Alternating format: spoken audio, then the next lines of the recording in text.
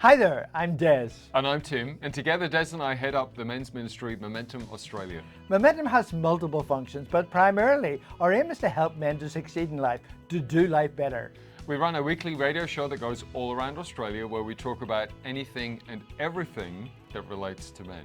And we encourage men to do life in community, to do life with other men where we can be accountable, we can be welcome, we can be open and honest about what's happening in our world.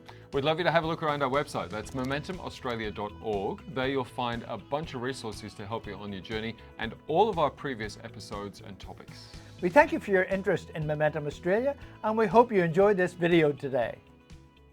Hi, welcome to Momentum. This Des here, and Tim is still away on his honeymoon, and so you're left with me. We're continuing on our discussion with Sam Childers, who we spoke to last week, and he is the machine gun preacher, and so it's great to have him back. We didn't cover anywhere near what we wanted to, and so we're doing a second show. So in this show, and first let me say, the website is mgpworldtour.com.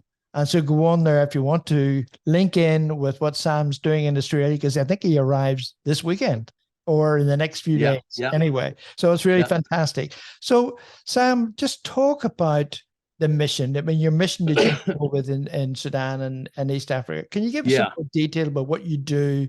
What does it look like? The missions have really grew over the years, Now there's, and please don't get me wrong. I don't want to get a lot of emails where people disagree with me, but I believe if you're just going to go to some countries, not all, some countries, and think you're just teaching the gospel of Jesus Christ, don't come to East Africa. They already know Jesus Christ. I believe if you want to change a nation, you change a nation through creating jobs. Yeah. That's what Uganda really needs right now. How can you go to a country and say, I'm going to teach people how to pray when they'll pray for 6 hours?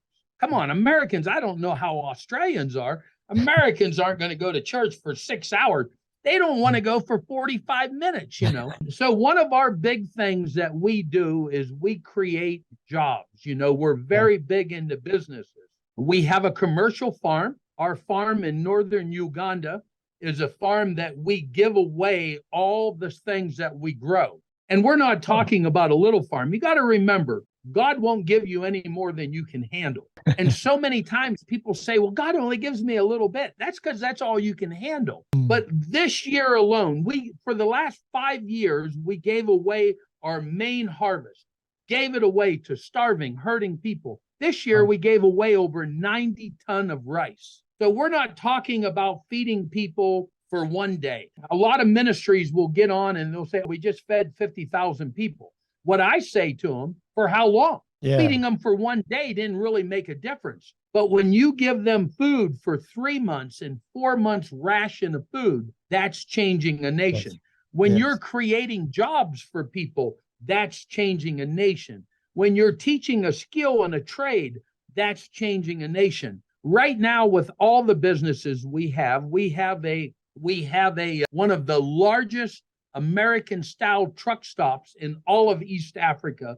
We have it. We call it a one-stop shop, and you can see it on Facebook. We have a supermarket. We even have a bank branch there. We do Western Union. We do Airtel money, mobile money. We have a tire shop. We have an auto mechanic shop. We have a welding shop, a paint shop. We have a restaurant. We have 4 grades of hotels. So we do it all. So we create jobs. Fantastic. I run one of the top 10 security companies. Right now, we work over 600 people a day. Wow. Our goal is by the end of this year to hit 700 people. We're creating jobs. We don't want people to come to work for us and stay working for us. Now, the security company's different, that's long term. But we want to teach you a skill and a trade that you can travel anywhere in East Africa and get an unbelievable job. So what are we about? We're about teaching a skill and a trade that changes nations. And you got to remember, our motive is still Jesus first. Yes. But if you really want to change a nation, create jobs. Yeah, and it changes the whole perspective of that family. It changes their motivation. It changes their self-esteem. It changes everything Absolutely. in their world. Not only can they look after themselves, but at a Yep. personal level, it changes everything for them. Instead Now, of relying on other people. on the nonprofit end, the charitable end, we've built 7 schools over the years. As I said earlier, Kevin was really excited about this project we have. We have a project deep in the bush. We bought a whole town center, but the town center is just like mud huts and grass roofs, but it's a town center where they have a marketplace and everything. We're building a big building there right now. It's just starting, so we're still looking for funding, but it's going to have a school. 5 days a week will be school. Saturday will be a market day. Sunday will be church. So the building is like a community center. In Australia, every village, every town has a community center. So we're building one of those right now. Our feeding programs right now, we're feeding over 10,000 meals a day, not people, meals a day. We're big into drilling wells. If there's people out there that hears this, if you want to save a village, I challenge you, drill a well in the middle of nowhere. Yeah. Most ministries in East Africa, you're not allowed to just go drill a well. You have to do it through the government. Right. We have been here so long. We have been in Africa more than 2.5 decades. Counting the years that I've been supporting work in Africa, sending money to Africa, going, it's almost 30 years now. I mean, I started in 92 when I gave my life to the Lord. The pastor that done that message was an African.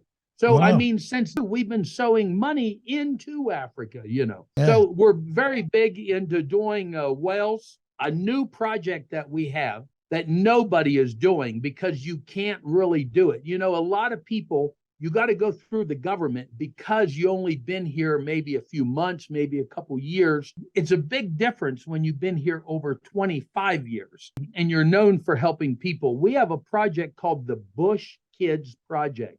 We go into the bush with a doctor, a nurse, security, and we take medicine to treat diarrhea. We treat medicine or we bring medicine, malaria, and many other things. The last year, it got so big that the Ministry of Health is now sending people with us because they're lacking funds to go into the bush to give the polio vaccine, the measles vaccine. So they're actually traveling with us. We go every month in the bush. We don't go into towns. We don't go into villages that got power. We go deep into the bush. We just recently done one that Kevin Evans was along. He'll be showing some videos of it. We were almost 4 miles off a highway, or not a highway, a broken down paved road, 4 miles in. We were on a little road you couldn't pass if another car came. I mean, it was barely enough for one car to get down. But we treated that day, or the normal Bush Kids Project, we treat over 200 children, but we deworm everybody in the village. The project has got so big, now we're treating the elderly now. So the project keeps growing and growing. Wow. So how do you, I mean, obviously you're in a speaking and that's going to help, but how do you fund all the ministry work that you do? I speak around the world. Okay. So I do very well around the world. We don't ever charge a fee. The ministry asks for a love offering after I speak. We have a lot of people that hear me from radio, TV, whatever. Maybe they watch the movie Machine Gun Preacher, they Google, they send a donation. But all the businesses we have, I have a motorcycle shop in America. I build custom motorcycles.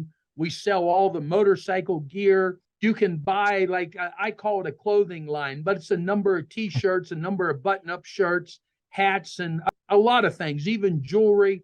You can go to the MGP website, the Gun Preacher website. There's a store on there. So we get support from it. The thing that really does well for us is we have a security company, and it really does well. None of the money that we make goes to personal use. It all sewing back into the ministry. If you look at our feeding programs, I mean, if you drill a well in Africa, a deep well, it runs almost $10,000. Wow. So we have drilled more than 50 wells over the years. We've repaired about 50 wells over the years. So you're talking right there, repairing wells, drilling wells. You're talking $750,000 to $1 million US. I mean, it's amazing the impact of something like that, like building a well in a community. I mean, that would change Yeah. everything for them, wouldn't it? Absolutely. And the biggest thing is the Wales or the Bush Kids Project. We have what I call runners that work for us.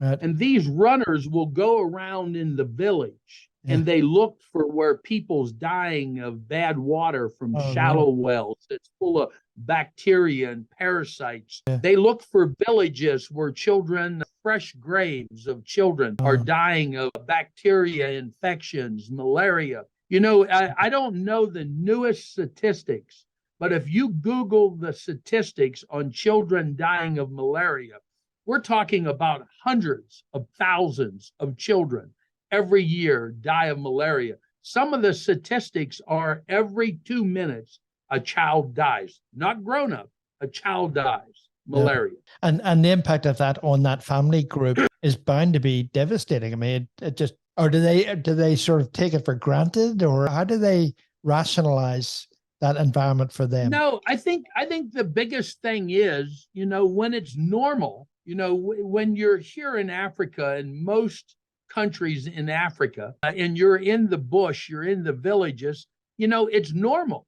People die of malaria. So they're able to handle it, And I believe that even us as Americans, I don't know Australians, but us as Americans, we accept it and we really don't do a whole lot about it because we know it's their normal. But see, God don't want us to be normal. What I want to talk about, Sam, in the last part of the show is, before we get to your tour, because we want to talk about, but how, if men who are listening decide that they would like to somehow get involved practically, now we've talked about the financial side, how would they go about helping your ministry? I think for men that are searching, even though God don't want you to be a missionary, even though God don't want you to come to Africa and live in Africa, I believe there's a lot of men out there that's hoping to hear from God. Yeah. And sometimes in the life where we're at, where we're living, the rat race we're in, the fast pace that we're living,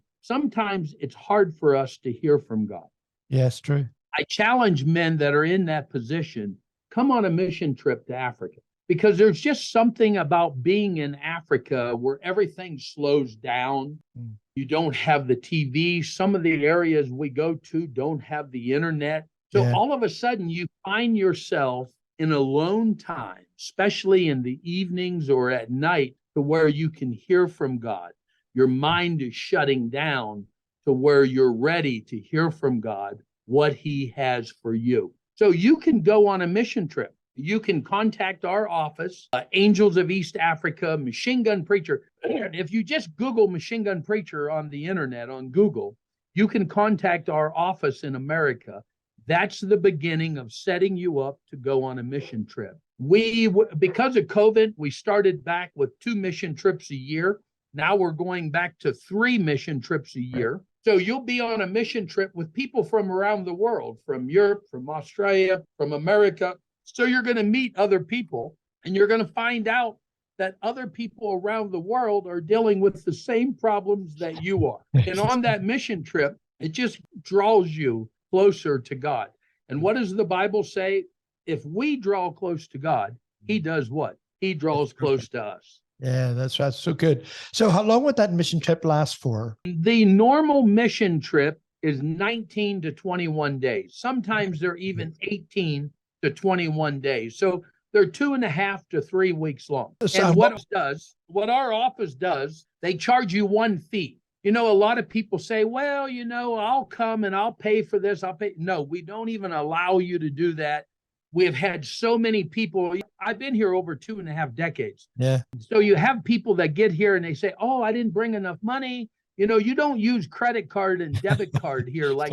So what our office does, we charge you one fee. So by the time your feet hit Africa, we pay for your visas, we pay for your food, we pay for your bottled water, We pay for your candy bar. We pay for everything. So when your feet hit Africa, you don't have to pay for anything. Hotel room, a room to sleep in. We pay everything. Wow. The average trip, you got to remember, this is your airfare. Now, if you're in Europe, it can be a lot cheaper, okay? But Sure. Australia and America is usually around the same fee. It can cost from 4,500 US dollars up to 5,000 US dollars. And plane fares right now are on the rise a little bit. Yeah. But it's amazing, amazing trip. If you contact the office, they will give you ideas how to raise money. Not too many people, unless you are a businessman or a man that's a little wealthy, not too many people pays for their own trip. Our office will give you ways to raise the money, and it's easier than you think to raise the money for a mission trip. Yeah, and if God's in it, you'll find the funds for it. Absolutely, and usually the average person going on a trip can raise their money in 3 months. 3 months they raise that money. So tell us about, so let's say, I was up to go on a mission trip and, and I'm excited about it. Tell me how, maybe it's hard to do, but can you tell me what I would expect to look like at the end of the trip, from a perspective point of view? My perspective will certainly have changed. I believe that everybody should be involved in missions. Yes. But where does missions start? Mission starts in your own community. Yeah. Mission starts in your hometown. Yeah. I believe that God's not going to use you abroad until you first learn how to do it in your hometown. Yeah. So, when people come on a mission trip and they hear me and they hear other people here and they hear what I just said, it blows them away, because a lot of times people say, well, you mean it's not all about your missions? No. Yeah. If you don't fit into our missions, yeah, I believe you need to search for another mission. Yeah. Okay. And it begins at your hometown. Like I always tell people go to church and they say, I just don't feel at home at my church. Find another church. That's right. So find where God wants you and work it and use it and let God help you to keep growing. Yeah. And find a way of serving where you are. Yeah. And I believe that our trips are more about God speaking to you on the trip. We probably only have maybe 1 out of 50 that keeps returning to Africa. Good. So it's only like 1 out of 50 that really get planted. Now, a lot of people, they go home and they say, Sam, I'll probably never come back here again, but we're going to support your efforts. Yeah. A lot of people will say, we're going to tell all of our friends about your missions, So people help that way. We had one lady that hooked us up with a donor that financed a whole school one time. Wow. She'll never come one trip, but to this day, she talks about our organization, So even though she would only hear one trip, she still supports the work we do in Africa. And you changed her life immensely. Absolutely. I mean, that's Absolutely. the key. That's the key, isn't it? They have a totally different perspective. I mean, your whole faith journey changes. Everything about you change if you did that. So we encourage any man who's listening, who's saying, I don't know what I'm going to do for the rest of my life. Hey, maybe this is an idea. Really, really, really. Yeah, it's really cool. So, Sam, talk about your tour to Australia. And I'm not going to go through all the list of places. I don't know how you do it, by the way. I don't know how you can so many places. I love when I'm on a tour. If I'm going to work at the farm, I want to go work at the farm. Yeah. If I'm going to do security work, I want to go do security work. If I'm going to preach, I want to go preach, And I don't want to call it preach because I don't want to be a preacher. I believe I'm a man. I believe I'm a motivational speaker. Yeah. That's what I want to do is I want to come with a message that's going to motivate you to get up and do something. Yes. So as I said, I believe mission work begins in your hometown. Yeah. So I'm not coming to Australia to tell everyone, give the organization money and then we can save more children. You'll have the opportunity to help Angels of East Africa.